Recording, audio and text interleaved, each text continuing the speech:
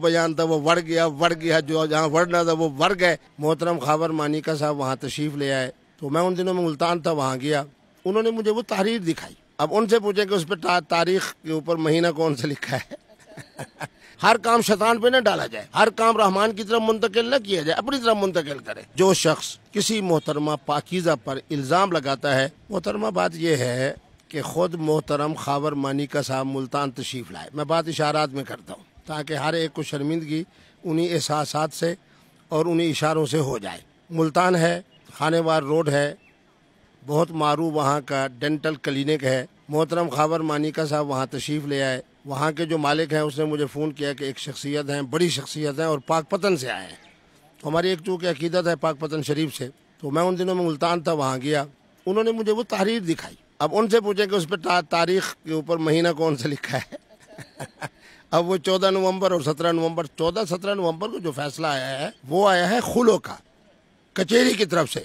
ان کی تحریر جو ہے اس سے 3-3.5 مہینے پہلے کی ہے۔ انہوں نے مجھ سے 3 باتیں کی۔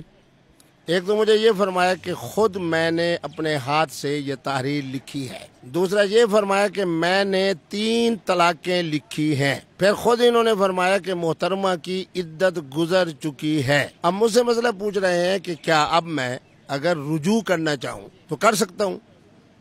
میں نے پھر دہرایا، میں نے کہا محترم خاور مانیکا صاحب، میں ہمیشہ بڑی آسانی پیدا کرتا ہوں سوال کرنے والے کے لیے۔ تحریر آپ نے خود کی؟ کہنے لگے خود کی۔ 3 طلاقیں آپ نے اپنے ہاتھ سے لکھی؟ اپنے ہاتھ سے لکھی۔ عدت گزر چکی ہے؟ عدت گزر چکی ہے۔ میں نے کہا اب تو پاکستان کے قانون کے مطابق بھی آپ کے لیے کوئی رعایت نہیں ہے کہ آپ رجوع کریں۔ اس صورتحال کے اندر اب یہ پوچھنا کہ مفتی سعید نے جو نکاح پڑھا ہے، میں نے تو مفتی سعید کے بھی احترام میں بات پردے میں کی۔ میں نے کہا مفتی سعید صاحب آپ نے جو 1 جنوری کو نکاح پڑھایا وہ احادیث کی روشنی میں، شریعت کی روشنی میں درست ہے، اور اس کے بعد جو آپ نے دوسرا نکاح پڑھایا وہ 90 دن کی، چونکہ پاکستان کے قانون میں ہے تو پاکستان کے قانون کے مطابق بھی آپ نے دوسرا نکاح بھی درست پڑھایا۔ تو پہلا نکاح شرعی طور پر درست مفتی سعید صاحب والا، اور دوسرا نکاح قانونی طور پر درست۔ ہر بندہ یہ تاثر دیتا ہے کہ میں شاید انتہائی دباؤ میں ہوں۔ بھائی بھاگنا چاہتے ہو تو بھاگ جاؤ۔ جس زمانے میں آپ محترم عمران خان صاحب کے ساتھ تھے، کیا اے سی کا تبادلہ، ڈی سی کا تبادلہ، فلاں کا، آج کے دن میں کون سی بات چھپی ہوئی ہے؟ مفتی عبدالقوی جو ایک عوامی جگہ پہ بیٹھ کے جو بھی رابطہ کرتا ہے 3 گھنٹے میں فون اٹھا کے، کیوں؟ اس لیے کہ میں سمجھتا ہوں کہ میرے اوپر کوئی آدمی انگلی نہیں اٹھا سکتا۔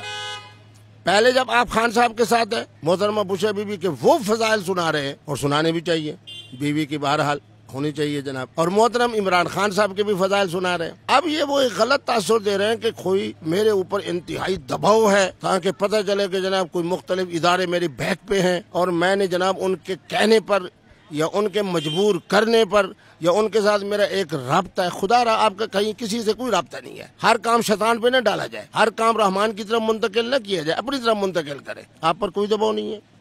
آپ کے دماغ کے اندر میں سمجھتا ہوں کہ فطور ہو سکتا ہے، خلل ہو سکتا ہے۔ آپ نے شاید یہ سمجھا کہ آنے والی حکومت فلاں پارٹی کی ہو سکتی ہے، اس لیے میں ان کے لیے نرم گوشہ پیدا کروں۔ بہرحال اللہ سے ڈرے، اس طرح کی الزام تراشی اللہ رسول پسند نہیں کرتے، اور میرا قرآن تو واضح انداز میں یہ بات کہہ رہا ہے کہ جو شخص کسی محترمہ پاکیزہ پر الزام لگاتا ہے، اب آپ سے میں مشورہ کر لیتا ہوں، اگر مجھے اجازت دیں تو پاکستان میں اگر حد قذف ہے تو کیا ان کے لیے میں ہائی کورٹ کا دروازہ کھٹاؤں یا نہ، یہ آپ پہ میں چھوڑتا ہوں۔ آپ اس کے بارے میں اگر کہتی ہیں تو ان کو جناب حد قذف تک لے جاتے ہیں، اور اگر کہتے ہیں کہ وہ اپنا وہ ہمارے جو اپنا شیر افضل صاحب کل تشریف لائے، بھائی وہ جو بیان تھا وہ بڑھ گیا جو جہاں بڑھنا تھا وہ بڑھ گئے، تو ان کو پھر معاملہ اللہ کے سپورٹ کرتے ہیں۔ بہرحال